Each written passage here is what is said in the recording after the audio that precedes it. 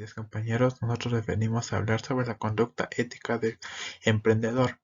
Nuestro grupo está conformado por Wendy Benavides, Flores Diego, Jacome Kevin, Salomé Landeta, Mateo Pinotaxi y Nicole Ruiz. La frase que tenemos es: está bien celebrar el éxito, pero es más importante prestar atención a las lecciones del fracaso. Bill Shades. Bueno, aquí tenemos unos pequeños objetivos, los cuales sería entender los efectos de la conducta ética y la responsabilidad social de los jóvenes empresarios, comprender cuáles son las conductas aceptadas en el tiempo de negocios y cómo han evolucionado a través del tiempo. Como tercero tendríamos establecer los criterios para iniciar una nueva empresa en el marco ético y de responsabilidad social. Como cuarto, definir las responsabilidades específicas del emprendedor en la gestión empresarial para con la sociedad y los grupos de interés relevantes. Como quinto tendríamos entender la dinámica de la conducta ética en la concepción, el nacimiento y la aceleración de la nueva empresa. Como sexto tendríamos conocer la responsabilidad social de un emprendedor en la nueva economía. A continuación tenemos la ética y el joven emprendedor. Tenemos la conducta y la responsabilidad empresarial. Son imperativos de gestión para las empresas de cualquier tamaño e independientemente de la etapa de desarrollo en la que se encuentre. Como segundo punto importante tendríamos el emprendedor, quien enfrenta por primera vez al complejo contexto empresarial, echa mano seriamente de lo que Edward Smith denomina actitud moral, misma que se ha desarrollado conscientemente o inconscientemente durante su vida. También nos dice que todo lo que sucede al individuo durante su vida va conformado esta actitud, en la medida que se puede influir de formas más o menos permanentes en su proceso de elección.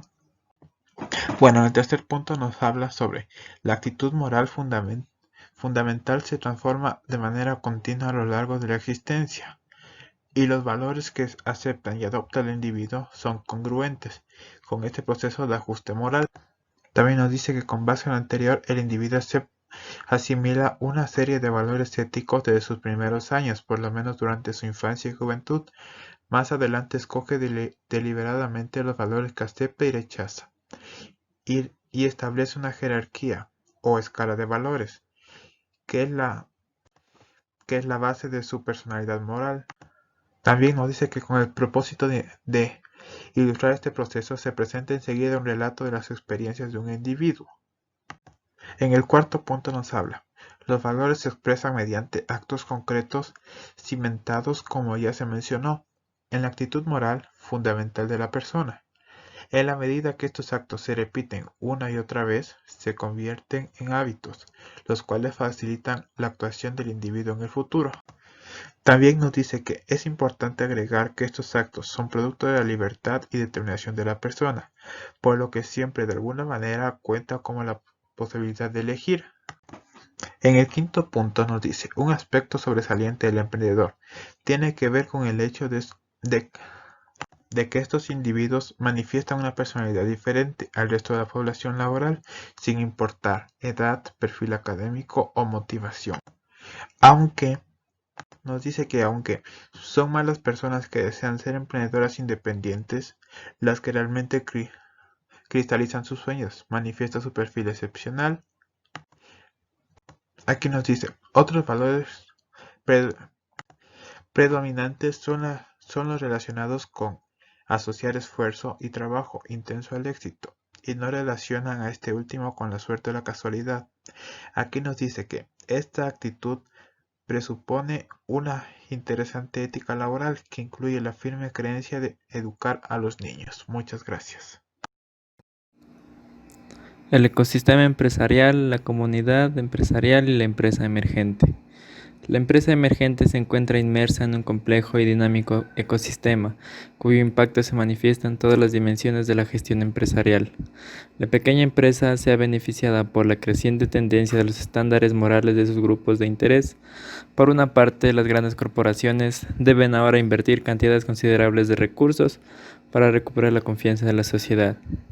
La ética de una pequeña empresa está en su conducta empresarial, valores y su actitud. Por contrario, en una gran empresa, principalmente nos fijamos en patrones de conducta, cultura de la empresa y estándares personales. Los dilemas morales que tenemos son ahorro versus deuda, responsabilidad personal versus derechos individuales, competencia versus colaboración, aceptar el destino versus luchar para cambiarlo, diferencias versus igualdad de géneros y acumulación versus distribución de la riqueza. La práctica de los negocios, incompatibilidad de hacer negocios y la gestión socialmente responsable. La organización contemporánea. Debe considerarse una serie de objetivos pragmáticos que atienden y responden a imperativos éticos que le demanda la sociedad en la que se desenvuelve. No respetar los principios morales. Esto lleva a la empresa a una posición de fracaso a corto o mediano plazo. Pragmatismo de los negocios. Cuestiona la forma tradicional de administrar una empresa. Estrategias y prioridades. Estos se relacionan con una excelente administración del factor humano. Grupos de interés. Tiene mayor fuerza en la empresa pequeña, ya que puede controlar con facilidad el uso de los recursos y las prácticas en gestión. La conducta ética. Es posible que ésta sea más sensible a los cambios cuando entra en peligro la supervivencia de la empresa. Beneficio económico del emprendedor. Proviene de la ventaja que le da información y el conocimiento exclusivo de un producto o servicio. Los emprendedores se caracterizan por ser personas creativas e imaginativas, con la necesidad de competir socialmente. Enseñanza de Confucio. Indica que cualquier persona razona con las ganancias económicas, pero solo el caballero razona también con la moral. La pequeña empresa y su cadena de suministro. La ética de comprar y vender. Las pequeñas empresas son más exigentes en cuanto a su conducta ética se refiere a asesoramiento cuestionable respecto a las inversiones, favoritismo en promociones de personal, aceptar defectos de diseños peligrosos, informes financieros discutibles y publicidad engañosa. El énfasis en la empresa pequeña no está en fijar y desplegar una serie de reglas para ser obedecidas, sino en la toma de decisiones que reflejen los valores fundamentales de los dueños o de directivos. El proceso de toma de decisiones para la gestión puede diferir en forma notable cuando se trata de una pequeña empresa o de un emprendedor. El emprendedor tiene imaginación, creatividad, sensibilidad y busca lo novedoso, y su función en la sociedad es capitalizar estos atributos para el bienestar de la economía, creando un producto o servicio nuevo para la sociedad. La empresa pequeña casi nunca tiene una cultura de fuerte moralidad en la cual basarse en la toma de decisiones éticas. La empresa pequeña y los emprendedores que les dirigen deben tomar en cuenta las consideraciones éticas en el manejo de los negocios. Es fundamental que la empresa que inicia sus actividades nazca y se desarrolle bajo un marco de ética empresarial y responsabilidad social. El emprendedor y su función en la economía del siglo XXI más allá de la ética profesional. La ética en los negocios no es un tema contemporáneo. Carlos V de España se cuestionaba en 1550 si los nativos del Nuevo Mundo deberían ser esclavos o se les debería asignar un estatus más alto. Por supuesto, no podría ser igual o superior al de los miembros de la sociedad española de aquel entonces, porque la moral de Europa del siglo XVI no lo permitía. Con base en las investigaciones, algunos autores recomiendan acciones concretas para combatir el soborno en culturas más propensas al mismo, como establecer políticas y reglamentos que prohíban explícitamente aceptar sobornos, establecer procedimientos visibles para fortalecer las políticas y reglamentos, agilizar los procedimientos y eliminar la burocracia relacionada con la aplicación de medidas disciplinarias en contra del soborno, aplicar las políticas, reglamentos y procedimientos rigurosamente en todos los niveles y áreas de la organización. Un elemento importante también para el desarrollo de la imaginación moral tiene que ver con la capacidad del directivo o emprendedor de comprender y poder incorporar a su proceso la toma de decisiones, como el carácter, que es la situación o evento y dilema ético de la situación en particular, la conducta esperada y la función por desempeñar en ese contexto, y los posibles dilemas o conflictos morales que puedan surgir, sin olvidar los creados en parte por la conducta esperada o el papel por jugar. Bueno, yo les voy a hablar sobre el caso práctico de la muerte de la fundidora de Monterrey.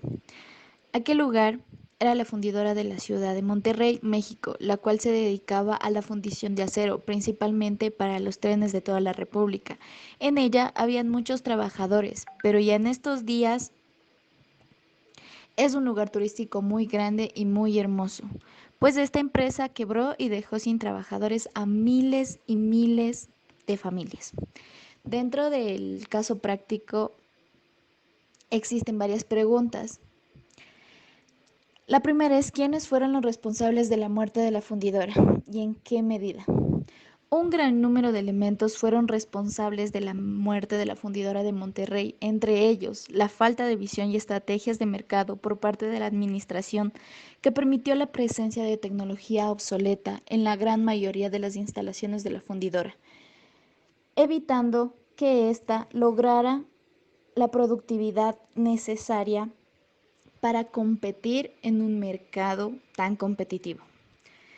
El sindicato que oprimía a una empresa incapaz de responder a sus exigencias, hundiéndola cada día más en una inevitable muerte. 2. ¿Cuáles son las consecuencias de la desaparición de la maestranza en cuanto a la cadena de suministros? Primeramente, la fundidora no era una empresa muy querida, por lo que los regiomontanos, ya que en estas épocas pasaban por temporadas intensas de sequía y la empresa gastaba y contaminaba el ambiente con los materiales y se suministraba por periodos pequeños el agua a toda la ciudadanía. Aparte de la contaminación que se generaba por los materiales, se tenía bajos suministros de coque, baja presión de gas natural y a su vez el suministro de lingote en los molinos era muy poco. Estos son varias de las causas de no cumplir con las metas de producción. Número 3. ¿Cuál fue el impacto específico hacia las pequeñas y medianas empresas dentro de la cadena? El impacto en las empresas fue favorable, ya que se les permitió el reconocimiento y pudieron elevar sus acciones en el mercado de acero, que fueran beneficiadas por el cierre de la fundidora, dándoles paso libre a satisfacer las necesidades del mercado en cuanto a las pequeñas y medianas empresas. El impacto sufrido por la falta de producción y cierre resultaron perjudicadas, pues eran empresas que promocionaban servicios como talleres. 4. ¿Cuál fue el grupo o grupos de interés mayormente perjudicados por la decisión? Los trabajadores que fueron culpados de la mala situación, cerca de 10.000 trabajadores, incluso más, quedaron sin trabajo.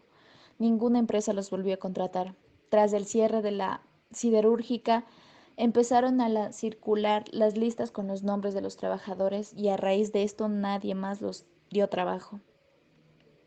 5. ¿Era posible conciliar los problemas económicos de la empresa y los valores morales asociados? A mi punto de vista, sí se podía conciliar por parte de la fundidora, ya que los problemas económicos estaban por fuera del tema con los trabajadores que fueron culpados injustamente por la crisis de la fundidora. 6. ¿Quiénes son responsables de que no vuelva a suceder otra muerte de la fundidora?